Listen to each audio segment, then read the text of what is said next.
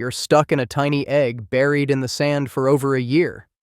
That's right, 12 to 15 months of just sitting there, developing at the pace of a government office processing paperwork. When you finally crack open that shell, you're about as big as a gecko with an attitude problem. Welcome to your life as a Tuatara, the living fossil that time forgot. As you wiggle out of your sandy nursery on some remote New Zealand island, your first thought is probably, wait, where's everybody? No mom, no dad, not even a distant relative to show you the ropes. Your parents bounced the moment those eggs were laid, leaving you to figure out this whole being alive thing by yourself. Talk about abandonment issues. Your first night out of the egg and you're already playing a deadly game of hide and seek. See, your tiny body is basically a walking snack basket for everything from rats to gulls to even your own cannibal relatives who wouldn't think twice about having you for dinner. So you scurry across the beach like you're crossing hot coals, diving under the first rock or bush you can find.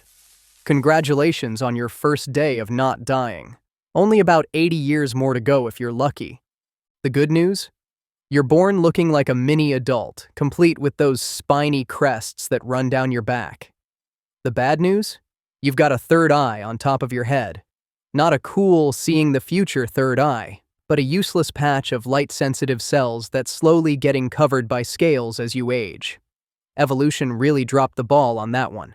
For the next 5 years, your daily schedule consists of hunting bugs during twilight hours, avoiding anything bigger than you during daylight, and trying not to freeze at night. Your body temperature drops to match whatever's around you because apparently having a normal metabolism was too mainstream for your species. When winter comes, you basically turn into a living popsicle, slowing down to the point where you might take a breath once an hour. This isn't hibernation. It's more like hitting the pause button on your entire existence. Nice. By age 10, you've mastered the art of moving so slowly that you might as well be part sloth. Your hunting technique? Sit perfectly still until something crawls right in front of your face, then chomp with all the speed of a mousetrap. It's not exactly the cheetah approach to catching dinner, but hey, it works for you. Your diet consists of insects, spiders, small lizards, and occasionally a bird egg if you're feeling particularly ambitious. Let's talk teeth. Unlike other reptiles who replace their teeth throughout their lives, you get one set of chompers fused directly to your jaw. As they wear down over decades, they don't grow back. Instead, your jaw develops a sharp, beak-like edge that helps you cut food. It's like having built-in scissors in your mouth. Weird flex, but okay. Oh, and remember puberty? For you, that kicks in around age 20. That's 2 decades of being a kid before you even think about dating. And speaking of taking things slow, females in your species only lay eggs once every 4 years. 4 years between reproductive events. Even sloths think that's excessive. Your dating life isn't exactly a romantic comedy either. During mating season, males do their best to look impressive by inflating their bodies, raising their crests, and strutting around like they own the place. It's basically the reptile equivalent of a flex-off at the gym. The strongest male gets first pick of females, while the rest fight for whatever attention they can get. Sometimes these fights get bloody, with rivals biting each other's tails or crests until someone gives up. Nothing says "I'm a catch" like missing chunks of your body. Once a female decides you're worth her time, the magic happens. And by magic, I mean a brief encounter that she'll probably forget by next week. If you're female, you'll store that sperm for months before your eggs are ready to be fertilized. Then you'll dig a shallow nest, lay about a dozen eggs, cover them up, and walk away forever. Mother of the Year award? Not happening. Here's where things get really bizarre. The temperature of the nest determines whether your babies will be boys or girls. Warmer nests produce males, cooler nests produce females. There's no genetic determination at all, just sand temperature playing gender roulette with the next generation. By age 35, you've settled into a comfortable routine on your island home. You've got your favorite rocks for sunbathing, your go-to hunting spots, and you've survived long enough that most predators think twice before messing with you. Your home range is about the size of a baseball diamond, and you rarely venture outside it. Why bother? You've got everything you need right here. Plus, you've developed a reputation among the other Tuataras as that grumpy neighbor who hisses when anyone gets too close to your favorite sunning rock.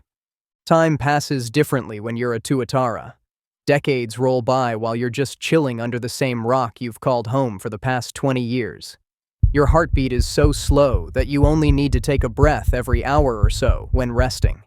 Your metabolism is so efficient that you can go weeks without food. You're basically the ultimate energy conserver, which is why your species has survived relatively unchanged for the past 200 million years. You don't even grow old the same way other animals do. While most creatures show obvious signs of aging, you just keep plodding along, growing at a glacial pace until you're well into your 60s. Scientists aren't even sure how long Tuataras can live because you guys just don't seem to die of old age.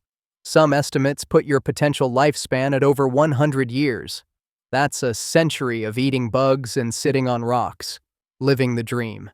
Oh, and let's not forget your party trick. You can regrow your tail if it gets bitten off. The new one won't be as nice as the original, but it's better than nothing. It's like nature's warranty program for body parts. By the time you're 80, you've seen generations of seabirds come and go from your island. Your teeth have worn down to nearly nothing, making hunting more challenging, but you've adapted by developing that sharp, cutting edge on your jawbones. Your movements have slowed even further, if that's possible, and your days of territory disputes and mating are long behind you. As one of the oldest Tuataras in your colony, you've earned the right to the prime real estate, the burrow with the perfect sun exposure and just enough shade for those hot summer days. Younger Tuataras give you a wide berth, respecting your ancient status or possibly mistaking you for a particularly lifelike rock. Your senses have dulled somewhat, but you still have enough awareness to detect the vibrations of a juicy beetle making its way across your path. With a sudden burst of energy that belies your age, you snap forward, catching it between your worn jaws. Still got it. Night falls and you retreat to your burrow, sharing space with a nesting seabird who tolerates your presence because you keep the place free of unwanted visitors. The arrangement works for both of you. They get protection, and you get extra warmth during cold nights. It's the closest thing to friendship in your solitary existence. As you settle in for another night in your centuries-old species' struggle for survival, a shooting star blazes across the sky above your island. You don't see it because you're already half asleep in your burrow, and also because you literally couldn't care less about astronomical events. You're too busy doing what Tuataras do best, surviving while barely moving. The living embodiment of the phrase, slow and steady wins the race. Except in your case, the race is outlasting dinosaurs, ice ages, and pretty much everything else that's tried to wipe out life on this planet. And just when you thought things were going great, your third eye starts tingling with an ancient message from your reptilian ancestors.